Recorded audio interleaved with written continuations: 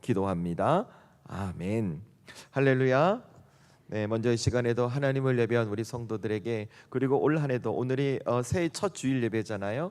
올 한 해 하나님을 예배한 우리 성도들에게 우리 주님의 은혜가 꼭 함께 할 수 있기를 먼저 주의 이름으로 축원합니다.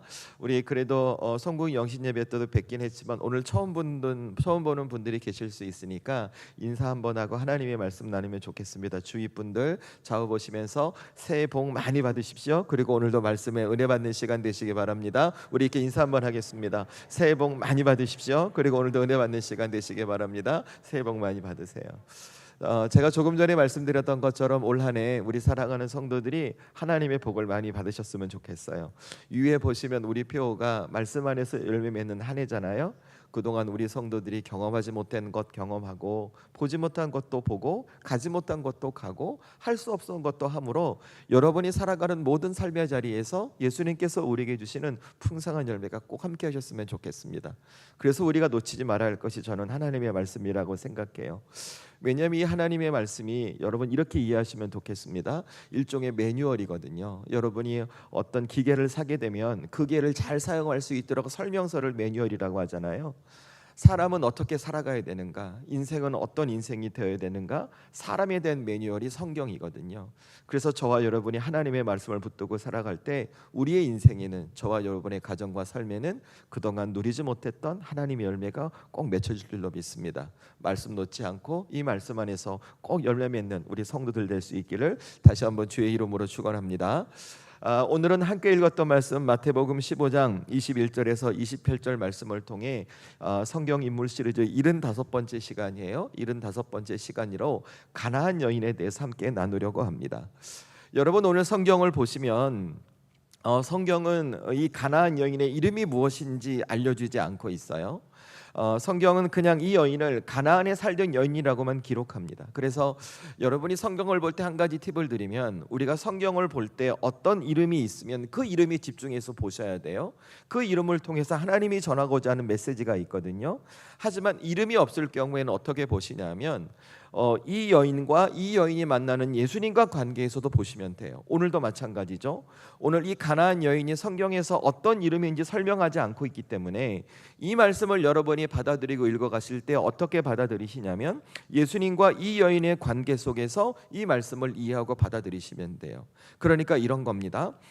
이 여인이 예수님과 관계에서 어떤 행동을 했었는가, 그리고 이 여인을 통해 예수님은 우리에게 어떤 메시지를 주고 싶으신가? 그러면 나는 이 말씀을 통해서 어떤 믿음과 신앙의 자세를 가져야 할까? 이 말씀에 자꾸 나를 비춰가면서 내 삶으로 가지고 들어오는 것이죠.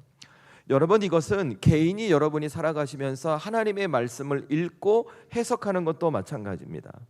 여러분, 보통 우리가 성경을 해석할 때 보면, 성경을 읽을 때 그 적용할 때 크게 두 가지 방법으로 해요. 첫 번째가 뭐냐면 이 하나님의 말씀을 내가 생각하고 있는 내 기준에 맞춰 가는 것입니다. 즉 내가 기준을 갖고 내 생각을 갖고 이 말씀을 해석해 가는 것이죠. 그래서 그 방법은 성경을 해석하는 사람이 매우 중요합니다. 그런데 이 방법에 맹점이 있어요. 그게 뭐냐면 자칫 잘못하면 성경 해석의 오류에 빠질 확률이 매우 높다는 것입니다. 왜냐하면 이 성경은 하나님의 말씀인데 이 하나님의 말씀을 내 뜻과 내 기준과 내 틀에 정해놓고 해석하다 보니 하나님께서 말씀하시고자 하는 뜻이 이 말씀에 드러나는 것이 아니라 내 뜻과 내 생각이 훨씬 더 먼저 나타나게 되는 거죠. 그러니까 어떤 일이 생기냐면 말씀을 뺍니다. 내게 유리하고 내게 필요하고 내게 좋은 말씀만, 내가 듣고 싶은 말씀만 내게 취하는 거죠. 그런데 여러분, 이 요즘 시대에서, 요즘 세상에서 이 방법을 누가 사용하냐면 이단들이 많이 사용해요.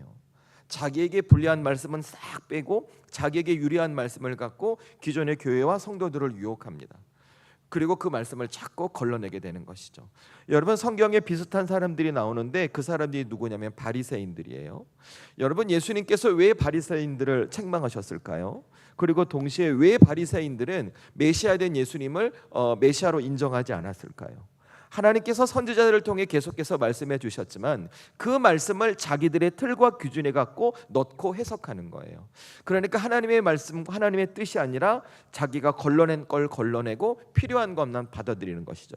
그래서 예수님이 그들에게 메시아가 될 수 없어요. 그러면 또 한 가지 방법이 있는데 그게 무엇인가? 하나님의 말씀을 즉 이 성경이 나를 비춰보는 것입니다. 이 말씀으로 나를 조명해 가는 거예요. 마치 거울로 내 얼굴을 받아보듯이 이 하나님의 말씀으로 나를 살펴보고 내가 어떤 존재인가를 확인해 가는 것입니다.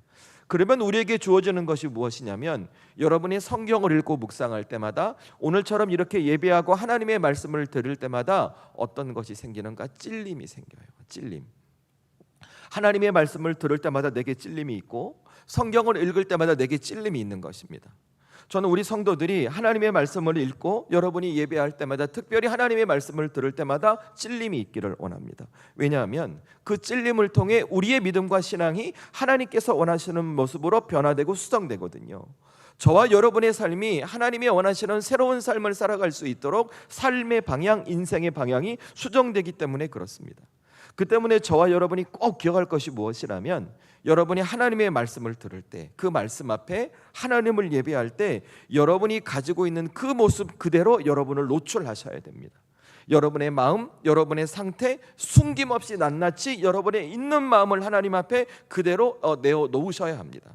그래서 하나님의 말씀을 통해 내 인생에 어떤 장벽이 있을 때 그 장벽을 뛰어넘고, 아픔이 있을 때 아픔을 치유받고, 문제가 있을 때 하나님의 답을 얻고 여러분의 인생을 살아가는 것이죠. 그 선한 역사가 우리 예배 가운데 있어야 한다는 것입니다. 그래서 진짜 믿음 좋은 사람들의 특징이 무엇이냐면, 내게 하나님의 말씀이 들려왔을 때 나를 찌르고 나를 아프게 한다 할지라도 그 말씀을 아멘으로 화답하고 그 말씀에 자꾸 나를 조명해 가는 것이죠.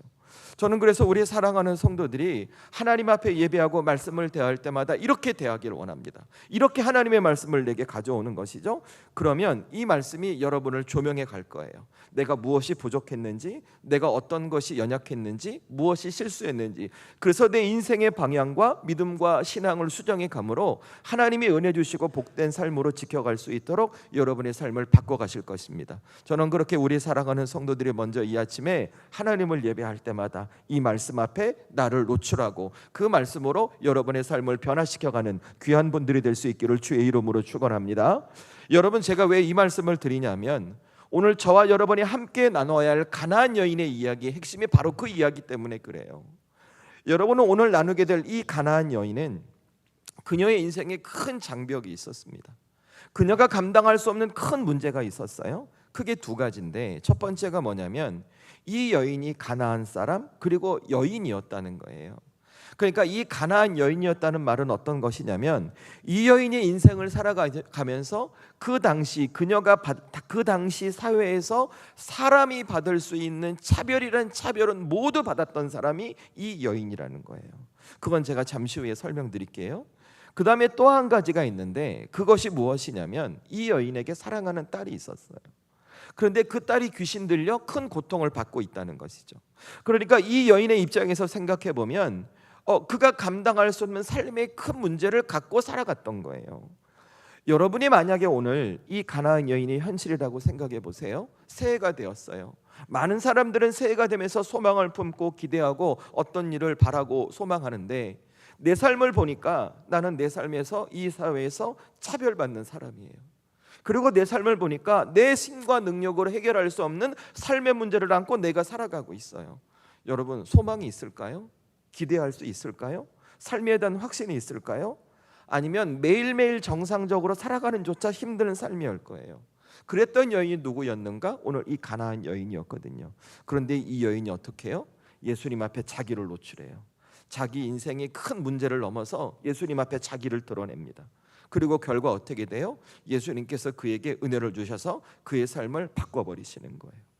저는 그래서 우리 사랑하는 성도들이 새해를 시작하고 새해 첫 예배를 드리면서 예수님 앞에, 이 말씀 앞에 여러분을 노출하셨으면 좋겠어요. 내 마음의 상태, 내 삶의 상태, 내 삶의 처지가 어떠한지, 여러분의 어떤 인생의 장벽이 있고 삶의 문제가 있든 그 문제를 넘어 나를 노출함으로 말미암아 예수님께서 내 인생을 바꿔갈 수 있도록 믿음과 신앙을 지켜가는 것이죠. 저는 그래서 우리 사랑하는 성도들이 오늘 이 말씀을 기억하며 여러분의 인생에 아픔이 있고 근심이 있고 장벽이 있더라도 그것을 넘어 그 예수님 앞에 나를 드러내고 나를 노출함으로 내 인생을 바꿔가시는 예수님의 은혜를 경험할 수 있기를 주의 이름으로 축원합니다. 그래서 여러분, 중요한 것이 하나님의 말씀이에요. 예수님께서 그 말씀을 통해 우리의 삶을 만져가시기 때문에 그래요. 그래서 여러분이 그 말씀 앞에 여러분을 드러내셔야 돼요. 노출하셔야 돼요. 숨기시면 안 돼요. 설사 그 말씀이 나를 찔러도, 나를 아프게 해도 그 말씀 앞에 나를 드러내고 그 예수님의 말씀으로 내가 변화되길 소원하셔야 한다는 것입니다. 여러분이 그와 같은 믿음과 신앙으로 하나님을 예배하고 이 말씀을 붙들 때 우리 주님은 반드시 오늘 이 가나안 여인에게 주셨던 은혜, 그의 인생을 바꾸시고 그의 삶을 바꾸셔 하나님의 사람으로, 예수님의 사람으로 살아가게 하셨던 것처럼 저와 여러분의 삶에도 동일한 은혜가 주어질 줄로 믿습니다. 그러니 여러분, 오늘 이 아침에도 하나님을 예배하며 이 말씀 앞에 여러분을 노출하십시오.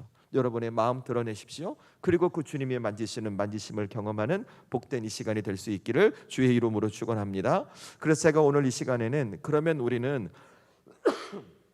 내 인생에 장벽이 있을 때 그 인생의 장벽을 넘어 예수님 앞에 노출하기 위해서 잊지 말할 신앙의 원칙이 무엇일지 제가 여러분에게 세 가지 말씀드릴게요. 첫 번째, 오늘 말씀을 통해 기억하실 것은 여러분이 간절함으로 주님 앞에 나가시라는 거예요. 전 우리 사랑하는 성도들에게 하나님을 향한 간절함이 있었으면 좋겠어요. 예수님을 향한 간절함이 있었으면 좋겠어요. 그러니까 간절함이 무엇이냐면, 그 간절함이 있으면 내가 포기하지 않거든요. 내게 간절함이 있으면 그 간절함으로 얻게 된 것을 절대 놓치지 않거든요. 제가 오늘 이 가나안 여인의 말씀을 묵상하면서 예수님께서 우리에게 바라시는 것이 무엇일까를 생각해 보면 그것은 딱 한 가지였어요. 예수님은 우리에게 예수님을 향한 간절함이 있기를 바라신다는 거예요. 그래서 저와 여러분이 오늘 말씀에서 가장 먼저 살펴볼 것이 무엇이냐면, 오늘 이 예수님을 찾아간 가나안 여인의 모습이에요. 여러분, 제가 앞서도 언급해 드렸지만 오늘 말씀 속에 이 가나안 여인은요, 그의 인생 속에서 당시 받을 수 있는 차별이란 차별은 모두 받고 있던 사람이 이 가나안 여인이에요. 제가 이것을 어떻게 알 수 있었는가? 성경에서 이 여인을 이름을 부르지 않고 가나안 여인이라고 불러줬기 때문에 그래요. 여러분, 솔직히 우리에게 가나안 하면 어떻게 느껴지세요? 우리에게 가나안은 긍정적인 곳이죠, 그렇죠? 가나안은 적과 꿀이 흐르는 땅이잖아요. 구약 성경에 출애굽한 이스라엘 백성들이 광야 40년을 지나서 하나님의 인도함을 받아 들어간 땅이 가나안이기 때문에 우리에게는 가나안이 너무나 복되고 귀한 장소란 말이에요. 그런데 오늘 성경을 보면 이 가나안이라는 곳은 그런 개념이 아니에요. 여러분, 어떻게 생각하시면 좋겠냐면, 제가 가본 적은 없어요. 근데 우리 미국의 어떤 도시에 가면 그 지역의 일부를 할렘이라고 그러잖아요, 그죠? 백인들이 살고 있는 어떤 지역의 일부를 흑인들이 살아가시면서 그 흑인들이 법도 잘 안 지키고 이렇게 해서 범죄율도 높고 뭐 문맹률도 높고, 그 때문에 사람들이 거기는 함부로 가면 안 되고 경찰도 함부로 할 수 없는 그런 좀 이렇게 우범지대, 좀 이렇게 어려운 곳을 할렘이라고 말하잖아요. 여러분, 오늘 이 여인이 살던 가나안이 그런 곳이라고 생각하면 돼요. 여러분, 그래서 오늘 같은 말씀이 기록되어 있는 마가복음 7장을 보면 이 가나안 여인을 성경이 뭐라고 기록하는가? 헬라인이면서 수로보니게 여인이라고 성경이 기록해요. 다시 말해, 이 수로보니게라는 것은 지금으로 말하면 아프리카와 중동 사이에 있는 지역인데, 거기에 있는 혼혈, 아프리카와 중동 사이에 혼혈로 태어난 사람 족속을 수로보니게 족속이라 그래요. 그러니까 당시 생각해 보세요. 당시는 유대 사회였어요. 그 전통을 지키던 사람들이, 하나님의 선민이라고 생각하던 유대 백성들이 자기 땅에 혼혈 민족이 들어와서 살고 있는데 그들을 인정해 줬을까요? 더군다나 남성 중심의 사회였는데 이 여성 차별했죠. 정말 생각하지도 못한 놀라운 차별을 많이 받았을 거예요. 그러니까 그녀의 인생은 가나안 여인이라는 이 한마디에 얼마나 심한 고통과 아픔이 있었는지를 우리가 확인할 수 있다는 거예요. 그런데 그녀의 삶에 그런 신분적인 차별만 있었나? 인종만 차별만 있었던 것이 아니라 자녀가 귀신 들려 고통받고 있는 큰 아픔이 있었다는 거예요. 너무나 고통스럽겠죠. 그런데 그녀에게 어떤 소식이 들리냐면 예수님께서 그 지경을 지나가신다는 거예요. 그러니 어떻게 해요? 예수님 찾아가야죠. 망설임 없이 예수님을 찾아갑니다. 그리고 자기의 아픔을 드러내요. 있는 그대로 드러내요. 그 내용이 무엇인가? 오늘 말씀 22절 말씀이에요. 22절 말씀을 저와 여러분이 함께 읽겠습니다. 시작.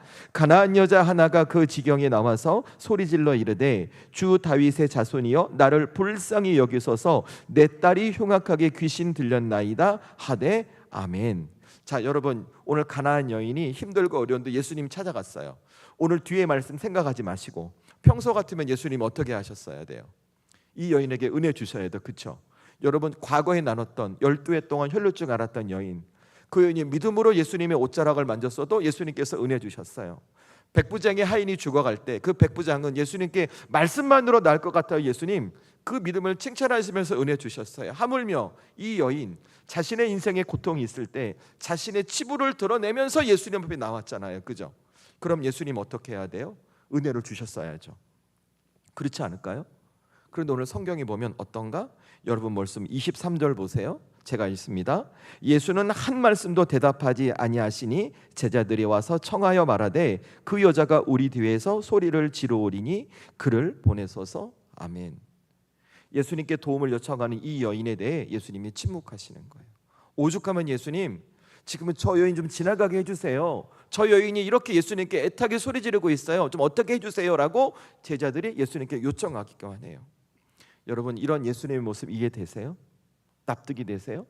여러분, 이것이 전부가 아니었어요. 이 뒤에 또 다른 모습이 등장합니다. 예수님이 이렇게 침묵하셨음에도 불구하고 이 여인이 어떻게 하는가? 다시 예수님을 찾아가요. 그리고 하는 말이 무엇이냐면 예수님, 주여 나를 도와주세요 라고 다시 도움을 요청해요. 그런데 예수님께서 다시 도움을 요청하는 이 여인을 향해 뭐라고 말씀하시는가? 여러분 26절 말씀 보세요. 26절 말씀 제가 읽겠습니다. 대답하여 이르시되 자녀의 떡을 취하여 개들에게 던짐이 마땅하지 아니하니라. 아멘. 아주 단호하게 말씀하세요. 지금 예수님께서 이 여인에게 뭐라고 말씀하시냐면 연거푸 자기를 드러내고 자기를 들춰내고 도움을 요청하는 이 여인을 향해 예수님, 너는 개와 같은 존재라서 내가 도울 수가 없어, 이렇게 말씀하시는 거예요. 여러분, 이런 예수님 이해되세요? 납득이 안 되죠. 여러분이라면 이런 상황에 어떻게 하시겠어요? 내가 진짜 정말 너무하시네 진짜, 여러분 이래야 되지 않을까요?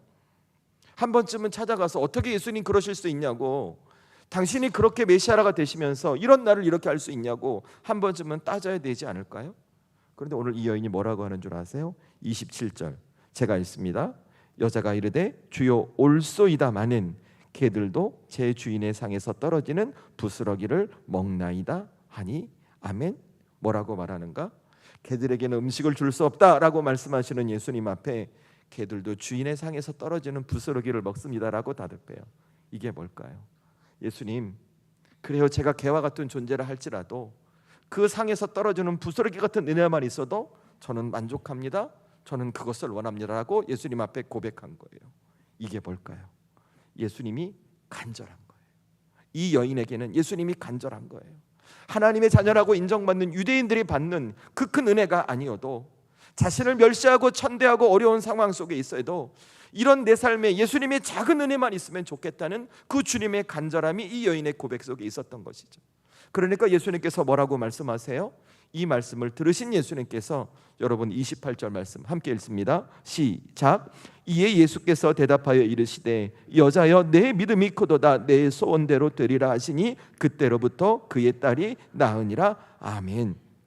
예수님께서 이 여인의 고백을 보고 내 믿음이 크도다 인정하시면서 그의 소원을 들어주세요. 여러분, 오늘 이 예수님은 이 여인의 간절함을 보신 거예요. 정말 간절함을 보신 거예요. 그리고 그 간절함 가운데 은혜를 주셨던 것입니다. 그러면 주님이 왜 간절함을 보게 하셨을까요? 간절해야 놓치지 않거든요. 간절해야 내가 꽉 쥐거든요. 간절해야 바꾸지 않거든요. 간절해야 끝까지 지켜가거든요. 저는 그래서 우리 사랑하는 성도들이 하나님 앞에 오늘 이 말씀을 보며 주님 앞에 간절함으로 나가는 분들이 될 수 있기를 주의 이름으로 축원합니다. 여러분, 우리 삶에 간절함이 있으셔야 돼요. 간절함이. 그래서 간절함이 무엇인가? 여러분, 단순히 간절함은 내가 내 열심을 내는 게 간절함이 아니에요. 예수님 앞에 내 열심과 내 헌신과 내 수고로 예수님 도와주세요, 도와주세요, 이게 간절함이 아니에요. 진짜 간절함은 뭔가? 그런 간절함 뒤에 예수님의 침묵이 있으셔도 내 자리를 지키는 게 간절함이에요. 그런 간절함 뒤에 예수님께서 내 삶에 응답하지 않고 어쩌면 내 삶에 더 큰 고통이 밀려온다 해도 그 자리를 지켜가는 그 믿음의 모습이 간절한 거예요. 그래서 여러분, 우리에게 주시는 침묵과 고통, 어쩌면 우리 삶이 진짜 간절함으로 바꿔갈 수 있는 은혜의 자리가 될 수 있는지도 몰라요. 왜요? 그 간절함 때문에 우리는 주님을 더 붙들 것이거든요. 그 간절함 때문에 우리는 주님과 더 깊어지게 될 것이거든요. 그런데 여러분, 실제 우리의 삶을 생각해 보세요. 여러분, 정말 주님 앞에 간절하십니까? 하나님 앞에 정말 간절함으로 무릎 꿇으십니까? 내 말은 간절하다고 말을 하는데 내 말과 행동은 어쩌면 간절하지 않은 것 같아요. 왜요? 내가 희생하지 않으려고 하거든요. 그 간절함 가운데 내가 손해보지 않으려고 하거든요. 여러분, 진짜 간절하잖아요? 그럼 내가 손해봐요. 진짜 간절하면 내가 희생해요. 그 희생하고 그 손해본을 통해서 내가 원하고 바라던 것을 내 것으로 만드는 것이 진짜 간절함이에요. 여러분, 예수님의 십자가 생각해 보세요. 여러분, 우리 뒤에도 십자가가 있죠? 자, 십자가 예수님의 입장에서 손해보는 거예요. 예수님의 입장에서 희생하는 거예요.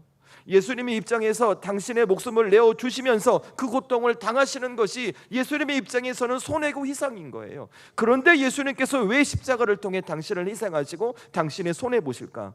저와 여러분이 간절하거든요. 저와 여러분이 하늘 생명으로 하나님의 자녀가 될 수 있기를 간절히 바라시거든요. 그러니까 어떻게 하시는가? 십자가 앞에서 당신이 손해보세요. 창에 찔리시고 가시면류관을 쓰시고 상처를 받아 모든 것을 흘러내시고 손해보시고 희생하심으로 말미암아 그렇게 간절히 바랬던 저와 여러분을 하늘 생명을 주어 얻게 하시는 거예요. 그래서 간절함은 무엇이 동반되는가? 손해가 동반이 돼요. 희생이 동반이 돼요. 오늘 이 여인도 마찬가지죠. 이 여인도 예수님이 간절했어요. 정말 간절했어요. 그래서 자기가 무시를 당해요. 무시를 당하는 손해를 감수하는 거예요. 나중에 개와 같다는 멸시를 당하는 거예요. 그 멸시도 감수하는 거예요. 그리고 주님 앞에 엎드리자 주님이 말씀하시죠. 네 믿음이 크다고, 내가 너에게 은혜 줄 거라고, 그 믿음 가운데 내 역사할 거라고 말씀하시는 거예요. 그래서 저는 우리 사랑하는 성도들이 오늘 이 말씀을 보며 여러분이 해결받지 못한 인생의 문제 앞에, 여전히 풀어갈 수 없는 우리의 가정의 문제 앞에, 여러분의 삶 가운데 다시 한번 주님 앞에 간절해지는 거예요. 내 삶의 손해가 되더라도, 내가 희생이 되더라도 다시 주님만이 내 인생의 정답을 믿고 간절하게 주님을 붙들고 살아가는 것입니다. 그럴 때 우리 주님은 오늘 이 가나안 여인에게 은혜 주셨던 것처럼 저와 여러분의 믿음을 보시고 더 큰 은혜와 능력으로 채워주실 줄로 믿습니다. 저는 그렇게 우리 사랑하는 성도들이 오늘 이 말씀을 기억하며 주님 앞에 간절히 무릎 꿇는 분들이 될 수 있기를 주의 이름으로 축원합니다. 그래서 두 번째 뭘 기억하시냐면 여러분이 예수님 앞에 나를 낮추는 겸손함으로 나가시라는 거예요. 저는 이 말씀을 보면서 이 여인이 간절함이 있었다고 말씀드렸잖아요. 동시에 뭐가 있었는가? 자기를 예수님 앞에 낮추는 겸손함이 있었다고 말씀드리고 싶어요. 제가 성경을 읽으면 읽을수록 어떤 느낌을 받았냐면 이 여인은 예수님 앞에 자기 자아가 점점점 없어져요. 나라는 존재가 없어져요. 그럼 뭐만 남는가? 은혜 받는 나만 남는 거예요. 자, 여러분, 오늘 이 여인의 삶을 생각해 보세요. 제가 앞서 설명드렸죠.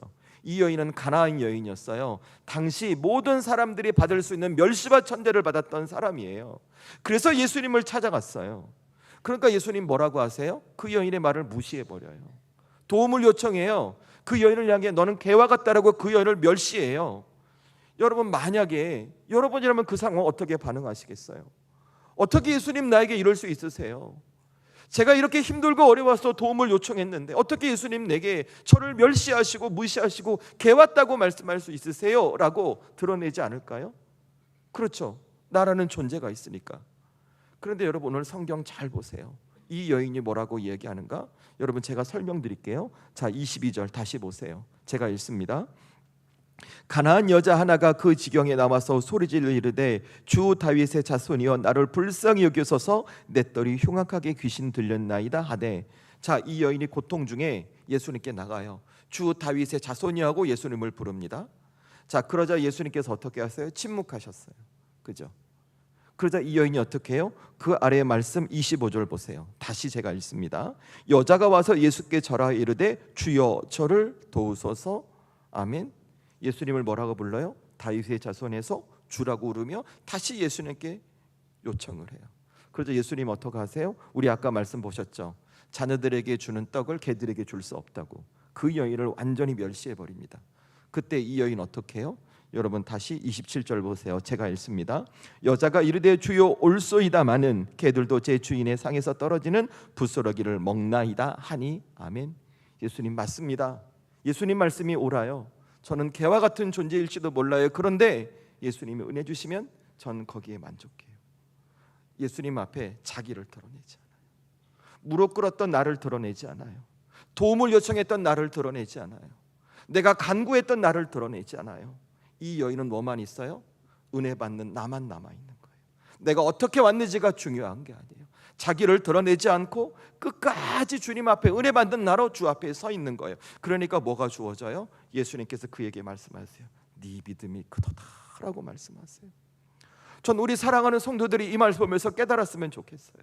이 여인의 예수님을 대하는 이 여인의 태도를 잘 보셨으면 좋겠어요. 저와 여러분이 오늘 이 여인과 같은 상황이라면 여러분 우리 이렇게 말할 수 있지 않을까요? 예수님, 제가 얼마나 기도했는데 저한테 이럴 수 있으세요? 제가 교회에서 얼마나 헌신하고 봉사했는데 저한테 이럴 수 있으세요?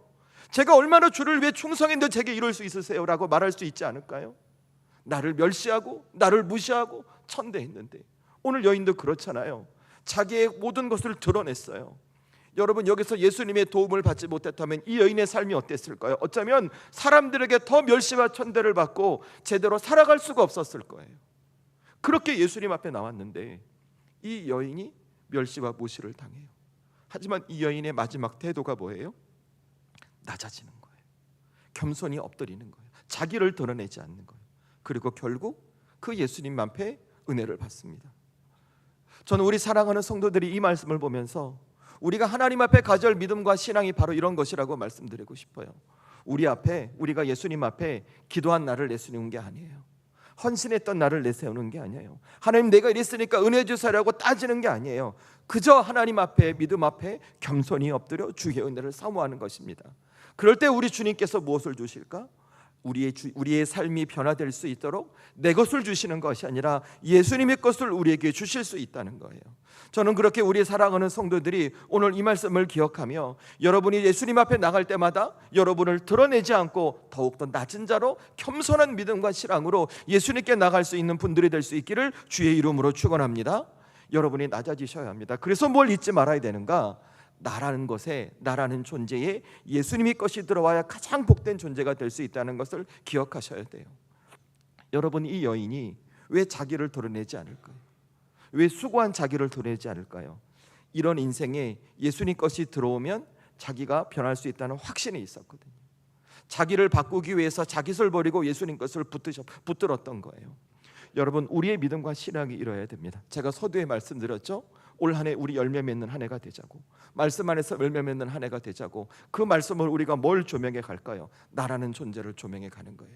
예수님 앞에 나를 드러내지 않고 예수님 앞에 나라는 존재를 조금씩 지워가고 그 존재를 지워져가는 과정 속에서 다시 새롭게 하시는 주님의 은혜로 변화되는 나를 경험하고 여러분이 다시 바라보게 되는 것이죠. 그렇게 주님과 동행한다면 여러분의 삶이 어떤 현실과 처지와 상황이라 안 될지라도 우리 주님께서 여러분과 동행하시고 여러분의 가정과 직장과 인생에 반드시 열매를 맺을 줄로 믿습니다. 여러분 우리의 열매는 확실하지 않아요. 그러나 예수님이 붙드시면, 예수님이 함께 하시면 그 열매는 확실합니다. 거기엔 생명이 있습니다. 거기엔 능력이 있습니다. 변화가 있고 축복이 있습니다. 전 우리 사랑하는 성도들이 다시 한번 주님 앞에 낮아짐으로 말미암아 여러분의 삶에 열매 맺는 주님의 역사를 경험할 수 있기를 주의 이름으로 축원합니다. 그래서 마지막 세 번째, 오늘 말씀을 통해 기억하실 거, 우리 예수님은 우리의 중심을 보시고 은혜 주는 분이심을 꼭 기억하시라는 거예요.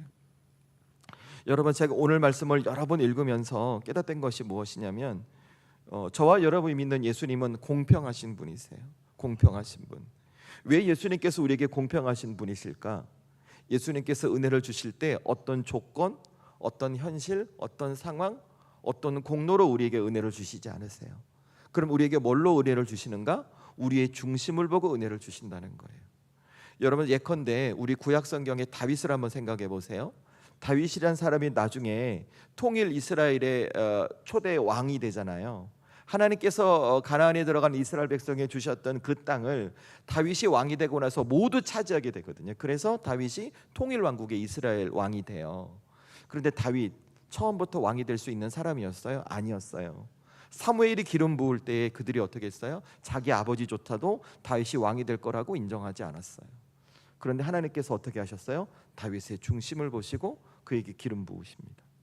여러분 나중에 솔로몬도 보세요. 솔로몬이 그는 하나님의 지혜와 함께 그가 나중에 변하기 전까지 부귀와 영화를 누리거든요. 하나님께서 은혜를 주세요. 그가 왜 하나님 앞에 지혜와 부귀 영화를 경험했을까요? 그가 왕이 되고 나면 하나님께서 꿈에 찾아오셨어요. 네가 원하는 게 뭐니? 그러니까 솔로몬이 뭐라고 얘기해요? 하나님 제게 듣는 마음을 주세요. 하나님 앞에 바른 중심을 가져간 거예요. 그래서 하나님께서 그에게 은혜를 주셨어요. 여러분 나중에 다니엘도 마찬가지예요. 다니엘이 어떻게 풀무불에서 벗어나고 사자굴에서 살아나는 하나님의 은혜를 경험할 수 있었을까요? 그가 나라가 멸망한 후 바벨론 포로로 끌려갔을 때 왕 앞에 하나님 앞에 서원한 거예요. 나는 절대 하나님 앞에 이들의 왕의 것을 먹지 않겠다고 결단했어요.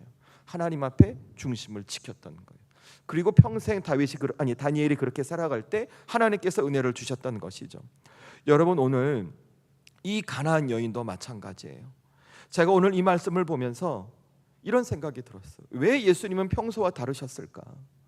그렇게 약한 자를 찾아가시고 불쌍한 자에게 은혜 주셨던 예수님께서 이렇게 약하고 불쌍하고 도움이 필요한 여인을 향해 이 여인을 무시하시고 이 여인을 멸시하시고 이 여인을 천대하셨을까? 그 이유가 뭘까?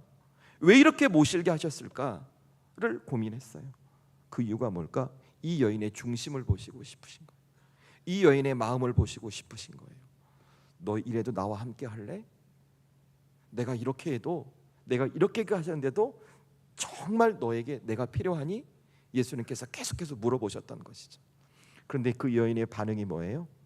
전 예수님과 함께 할 거예요. 전 예수님이 오시면 돼요. 전 예수님이 능력 주시면 할 수 있어요. 그 마음의 중심에 예수님을 두고 있었던 거예요. 그래서 그 예수님께서 이렇게 말씀하세요. 너에게 큰 믿음이 있다고. 큰 믿음이 있다고.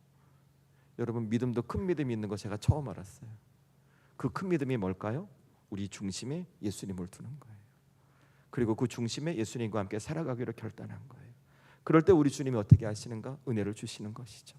저는 그래서 우리 사랑하는 성도들이 오늘 이 말씀을 보면서 우리의 중심에 예수님을 두고 살아가는 분들이 될 수 있기를 주의 이름으로 축원합니다.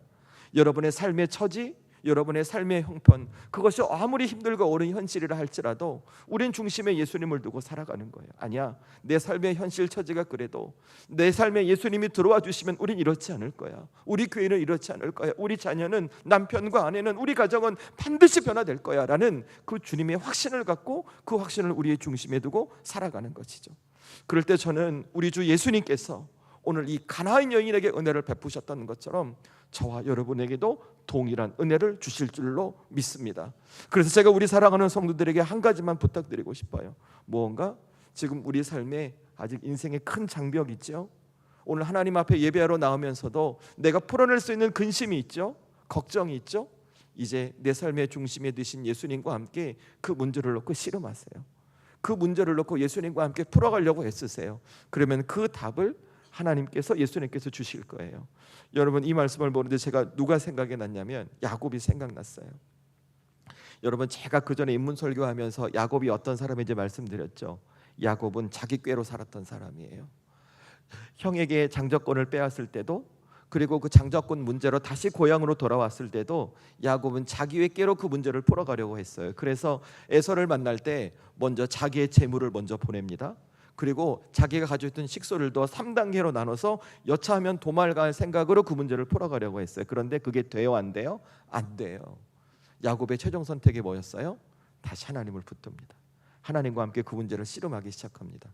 하나님 어떻게 하셨어요? 우리 과거 성경에 환도뼈 그러죠. 엉덩이뼈가 부러질 만큼 그를 치셨음에도 야곱은 끝까지 하나님 붙들고 매달리고 씨름해요. 그 중심에 하나님을 둔 거예요. 그러자 어떻게 하세요? 하나님이 그를 축복해 버리세요. 야곱을 이스라엘로 바꿔버리세요. 하나님과 씨름하여 이긴 자라고, 하나님의 복을 받은 사람이라고. 여러분 저는 우리 사랑하는 성도들이 올 한 해 그런 은혜가 있기를 원합니다. 여러분 예수님을 여러분의 중심을 두십시오. 그리고 지금 주어진 인생의 문제 앞에, 인생의 장벽 앞에 그것을 넘어 주님과 함께 다시 씨름해 가십시오. 그리고 주님의 답을 여러분에게 적용하십시오. 그렇게 살아갈 때 오늘 야곱이 받았던 은혜, 그리고 여러분의 인생은 다시 예수님 때문에 회복되고 치유되고 변화되어 다시 새로운 삶을 살아갈 수 있는 놀라운 역사의 장이 저와 여러분의 삶이 될 줄로 믿습니다. 그리고 다시 한번 오늘 이 말씀을 기억하며 저는 우리 사랑하는 성도들이 예수님 앞에 간절함으로 나가시고 그 간절할 때마다 낮아지시고 그리고 중심에 주님을 둠으로 우리의 큰 믿음을 인정하시며 예수님께서 베푸시는 복된 삶이 될 수 있기를 주의 이름으로 축원합니다. 여러분 오늘 이 말씀을 기억하면서 함께 기도하면 좋겠습니다. 예수님, 오늘 새해 첫 예배를 드렸습니다. 그리고 오늘 가나안 여인을 보면서 믿음으로 결단합니다. 주님, 오늘 이 말씀을 통해서 다시 한번 내가 끝까지 주님과 동행하는 간절함으로 주님을 찾고 더욱더 낮아지고 내 삶의 중심을 두고 예수님을 두고 살아가는 사람이 되기를 원합니다. 주여, 이제 내 삶에 들어와 주셔서 은혜 주시고 능력 주시고 함께 해주시고 변화받는 삶이 되게 해주시옵소서. 여러분, 우리 왕이신 나의 하나님 찬양하고 우리 함께 결단의 기도 드리겠습니다. 우리